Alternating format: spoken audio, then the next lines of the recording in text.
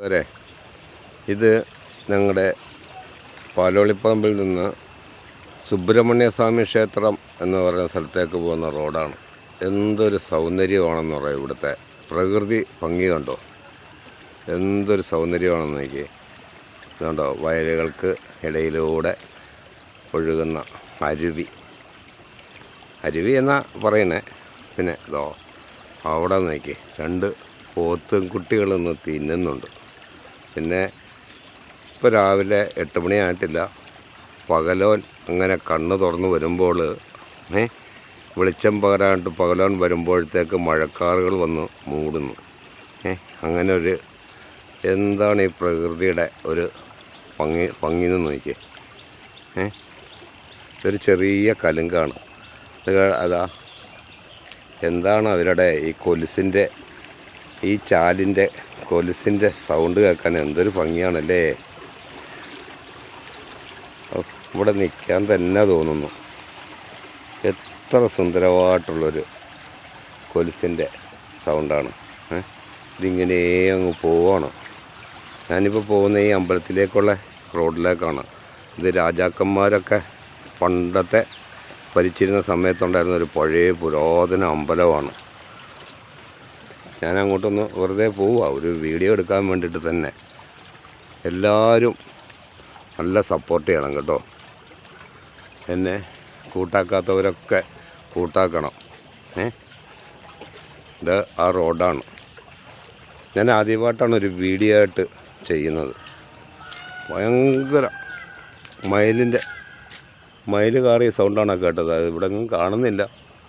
ഇവിടെ കുറേ മയിലുകളുണ്ട്, അതിൻ്റെ സൗണ്ടാണ് കേട്ടത്. ഇത് പെരിന്തൽമണ്ണയിൽ നിന്ന് പാലോളിപ്പറമ്പ് എത്തുന്നതിന് മുമ്പ് സുബ്രഹ്മണ്യസ്വാമി ക്ഷേത്രം എന്നുള്ള റോഡുണ്ട്. ഞാൻ അവിടെ എടുക്കണമെന്ന് ഉദ്ദേശിച്ചതാണ്. പക്ഷേ അപ്പോഴത്തേക്ക് വളരെയധികം സ്ഥലം കടന്നുപോയി, ഒരുപാട് നേരവും ആവും, വീഡിയോ ഭയങ്കര ലോങ് ആവും. അതുകൊണ്ടാണ് ഇങ്ങനെ എടുത്തത്. കണ്ടോ, ആ അരുവികൾ വന്ന് ഇവിടുന്ന് തിരിഞ്ഞിപ്പോൾ കാണിച്ച അരുവികൾ തന്നെയാണിത്. അതിവിടുന്ന് വന്നിട്ട് രണ്ടായി വിഭജിച്ച് പോവുകയാണ്. അതുകൊണ്ട് ഒന്ന് നേരം പോകുന്നു, ഒന്ന് ഇടത് സൈഡിലേക്കും തിരിഞ്ഞ് ഇവിടെയുള്ള പുൽച്ചെടികൾക്കൊക്കെ ജീവൻ നൽകാനായിട്ട് ഒഴുകി പോവുകയാണ്. ഇവിടുന്ന് കുറേ ഉണ്ട്, ഇനിയും കുറേ പോകണം. പക്ഷെ അതുവരെ വീഡിയോ എത്തുകയില്ല, അന്നേരം സമയം ഒരുപാടാവും. 4 മിനിറ്റൊക്കെ ആണെന്ന് തോന്നുന്നു. ആ 4 മിനിറ്റ് വരെ ഞാനെല്ലാം കാണിക്കാം. നിങ്ങളെല്ലാവരും എന്നെ സപ്പോർട്ട് ചെയ്യണേ. പെരിന്തൽമണ്ണയിൽ നിന്ന് 5 കിലോമീറ്റർ ഇങ്ങോട്ട് എത്തുമ്പോഴാണ്, ചെർപ്പുളശ്ശേരി റോഡിലേക്ക് 5 കിലോമീറ്റർ എത്തുമ്പോഴാണ് ഈ സുന്ദരമായ പ്രകൃതി ഭംഗി ഉള്ള ഈ സ്ഥലം കാണുന്നത്. ഇതുകൊണ്ടോ, പഴയ കമുങ്ങെന്ന് പറയും, അടയ്ക്കാമരം എന്നും പറയും, കമുങ്ങ് എന്നൊക്കെ പറയും, കവുങ്ങെന്നും പറയും. കൃത്യമായിട്ട് ഓരോന്നിനും ഓരോ നാട്ടിലും ഓരോ പേരാണല്ലോ. മഴ ചാറി തുടങ്ങി.